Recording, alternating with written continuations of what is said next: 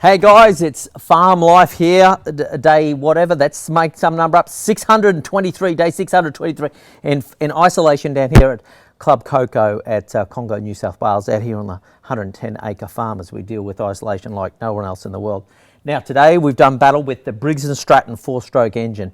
This is the bane of the existence of any lawn keeper, any residential homeowner that's got a lawn that needs keeping. These particular engines seem to turn up on just about every mower that you care to buy, despite the badge. So a very popular type of brand of engine that's mounted on pretty much every mower.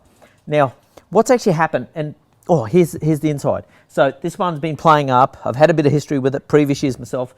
I've come down, I find out that the spark plugs are being replaced. It won't stay running. It seems to conk out after a little while. And actually, that's what's interesting about that. Is I've had something similar happen with the unit that I bought for $50 about 4 years ago. Started to play up mid last year. I pulled apart the carburetor and did actually come and have a look. I'll show you what's going on. Come and have a look. So down here, carburetor. So Brigs and Stratton. Now here, fuel tank, primer, throttle. So the throat of the carburetor here where the air goes in. We've got the air intake or air cleaner sits on top here. We've taken it off. Now here we've actually got the throttle and this pesky return spring. Now this is what happened I found at home. Seemed when I pulled mine apart at home that this return spring was just a little bit stretched. Now as I've tried, and I shortened it up and I found that this whole jigger here that actions here and operates the throttle part, where this give you a little bit of a demo. There's a little part in here that should jigger back and forth as well. There it goes. So that return spring operates in conjunction with the throttle. We've also got this problem here on this, like at home, where I end up with a cable tie around this actual part of the throttle housing here, because as we open the throttle, come and have a look.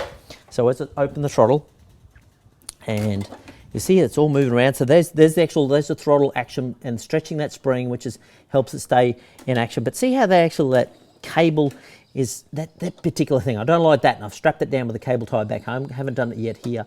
But anyway, look, we've done a little bit of job on this spring. I've broken the tip off it. I've had to rebend the end of it and stretch it a little bit in the middle, so I sort of get the same sort of length happening in this situation. So anyway, look, all being good, all being well, we've had a win, and I guess we've the thing to do now is to give it a run. That's all right. Here we go.